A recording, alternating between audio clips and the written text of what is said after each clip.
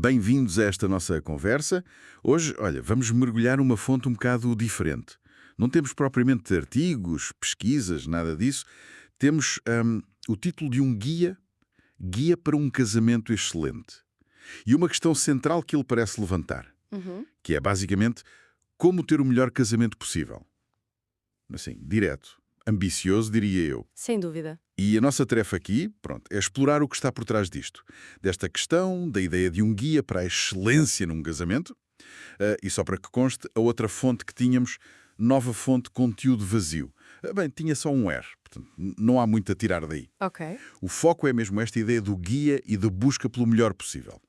Ok, então vamos lá. Vamos tentar desfiar isto. A frase-chave é mesmo essa. Como ter o melhor casamento possível.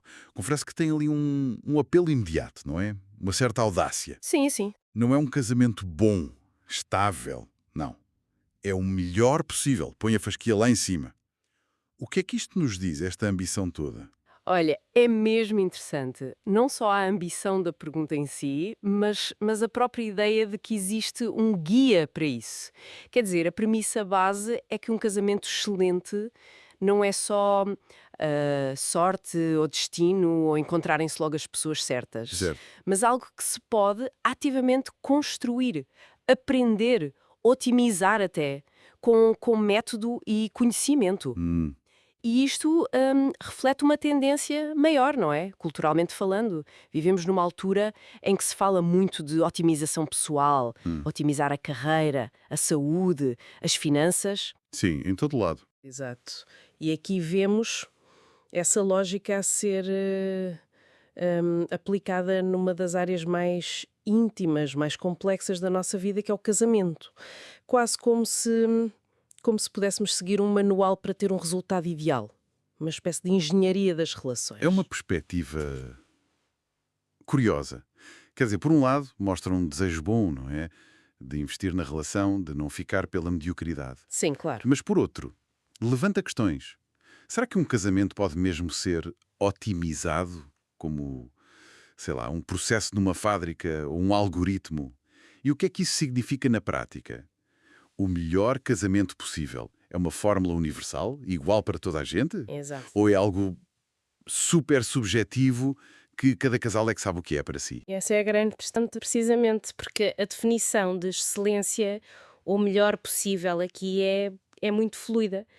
Para um casal, se calhar é a comunicação profunda, constante.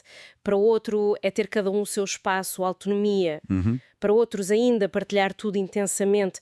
Um guia que queira ser universal arrisca-se a impor uma visão específica de excelência. Pode não servir. Pode não servir ou até ser prejudicial por outros modelos de relação que são perfeitamente válidos. Faz sentido.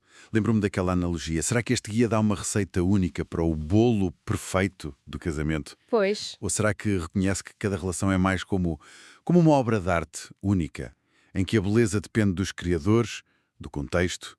Como não temos o conteúdo, pronto, só podemos especular. Mas a promessa do título já nos põe a pensar nisto tudo. e essa especulação é importante, leva-nos a pensar na influência da cultura de autoajuda, não é? Muitas vezes essa cultura vende a ideia de que há a forma certa de fazer as coisas, passos, técnicas, que garantem o sucesso. A fórmula mágica. Isso. E aplicar isso de forma rígida a um casamento pode ser complicado. As relações são orgânicas, são dinâmicas, às vezes caóticas. Uhum. Tentar encaixá-las numa fórmula pode ignorar o que elas têm de mais essencial, a sua complexidade. Mas e o lado positivo? Não haverá também um lado positivo nisto? A ideia de que se pode aprender a ter uma relação melhor. Sem dúvida, sem dúvida. Talvez o valor não esteja na fórmula, mas no incentivo a ser intencional, a fazer um esforço consciente para comunicar melhor, para compreender o outro, gerir conflitos. De melhorar, de investir na relação, isso é fundamental. Um guia, mesmo que o título prometa o melhor possível, pode dar ferramentas úteis, claro, pode dar novas perspectivas ou simplesmente encorajar os casais a dedicar tempo e atenção à sua dinâmica. Isso é valioso. Ok. O perigo não está necessariamente na busca por melhorar, mas talvez na fixação num ideal de perfeição ou excelência que pode ser irrealista ou mal definido. E essa pressão pelo melhor possível, não pode acabar por gerar ansiedade? Sim. Aquela sensação de que nunca se está a fazer o suficiente, que a relação está sempre aquém de um padrão qualquer idealizado, será que essa busca constante pela otimização não pode paradoxalmente diminuir a satisfação com aquilo que já se tem, que até pode ser muito bom, Exato. mesmo não sendo o melhor possível segundo critérios de fora? Esse é um risco l'imperil. E importante, a comparação constante com o ideal, especialmente se for um ideal genérico, externo, proposto por um guia, pode levar a uma hipercrítica da relação, do parceiro, pode minar a capacidade de apreciar os pontos fortes, a singularidade daquela união específica. A busca pela excelência pode tornar-se uma fonte de stress em vez de crescimento. Então o que é que as pessoas procuram mesmo quando pegam num guia para um casamento excelente? Será que é um mapa detalhado passo a passo? Uhum. Ou será validação para o que sentem, para os desafios que têm? Ou só um ponto de partida para conversas importantes com o parceiro? Olha, provavelmente uma mistura de tudo isso. Algumas pessoas podem procurar mesmo ferramentas práticas, concretas. Tipo, diga-me o que fazer quando discutimos sobre dinheiro. Se o como fazer. Mostra-me como melhorar a nossa intimidade. Coisas assim. Outras podem procurar compreensão. Será que isto que sentimos é normal? Validação, sim. Como é que os outros casais lidam com isto? E outras, se calhar, procuram simplesmente esperança. A ideia de que é possível construir algo mesmo bom, duradouro. E a própria palavra guia. Isso implica uma autoridade, não é? Quem é que escreveu isto? Baseada em quê? Pois. Ciência, experiência clínica, vivência pessoal, crenças. A fonte dessa autoridade é crucial, mas pronto, sem o conteúdo Exato. Ficamos a especular. é complexo. Essa questão da autoridade no aconselhamento para relações. É muito complexa, porque a dinâmica de um casal é um sistema único. Tem a sua história, os seus padrões, valores, desafios. Um conselho que funciona às mil maravilhas para um casal pode ser ineficaz ou até prejudicial para outro. Claro. Por isso, a ideia de um guia único para a excelência tem de ser vista com alguma cautela. Talvez a maior utilidade de um guia assim não esteja nas respostas que dá, mas nas perguntas que levanta. Como a própria pergunta central, como ter o melhor casamento possível? Talvez o valor transformador não esteja na resposta do guia, mas no facto de levar o casal a sentar-se e a pensar, ok, o que é que o melhor possível significa para nós? Exatamente. Essa mudança de foco do externo para o interno, isso é crucial. Quando a pergunta deixa de ser o que diz o especialista e passa a ser o que é importante para nós juntos, aí sim. Aí estamos a falar de um processo que pode ser muito, muito construtivo.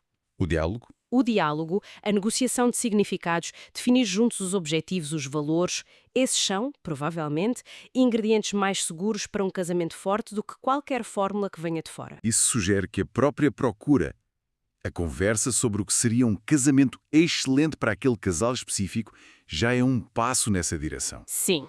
A intencionalidade, a comunicação que essa pergunta pode gerar? Precisamente. E talvez aqui possamos introduzir uma ideia complementar. Em vez de focar só na excelência ou no melhor possível, que podem soar como estados finais, estáticos, talvez inatingíveis, poderíamos pensar na importância da resiliência no casamento. Resiliência? Tipo, a capacidade de aguentar as dificuldades? De se adaptar? Sim, exatamente isso. A vida traz desafios, é inevitável. Problemas de saúde, dificuldades financeiras, mudanças na carreira, perdas, stress, divergências. Um casamento excelente não é necessariamente aquele onde nunca há problemas. Se calhar é aquele que desenvolve a capacidade de navegar essas tempestades juntos. Certo. De se adaptar às mudanças internas e externas. E, idealmente, sair mais forte dessas experiências. Pois, isso muda um bocado a perspectiva, não é?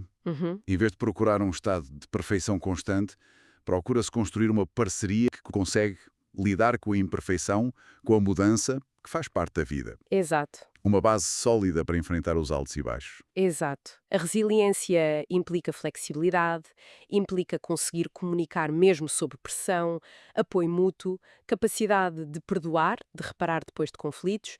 São qualidades dinâmicas, não é um estado fixo de excelência. Faz sentido. Talvez um guia útil não se focasse só em atingir o melhor, mas em como cultivar essa capacidade de adaptação e superação conjunta ao longo do tempo. Isso parece uma abordagem mais mais realista. E talvez mais sustentável a longo prazo do que a pressão por uma excelência constante e, como disseste, mal definida. Pois. Porque a vida muda, as pessoas mudam, um casamento precisa de conseguir evoluir também. Concordo plenamente. A capacidade de adaptação conjunta, de ir renegociando o contrato da relação à medida que as circunstâncias e as pessoas mudam.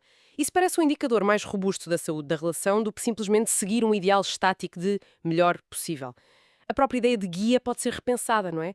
Talvez menos como um mapa para um tesouro fixo e mais como um conjunto de ferramentas de navegação para uma viagem que é longa e imprevisível. Boa.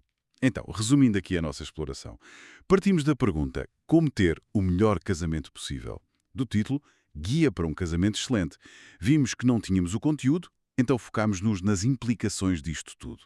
Da pergunta e da existência do guia. Sim. Falámos de como isto se encaixa na cultura de otimização e levantámos questões sobre se essa lógica se aplica bem às relações.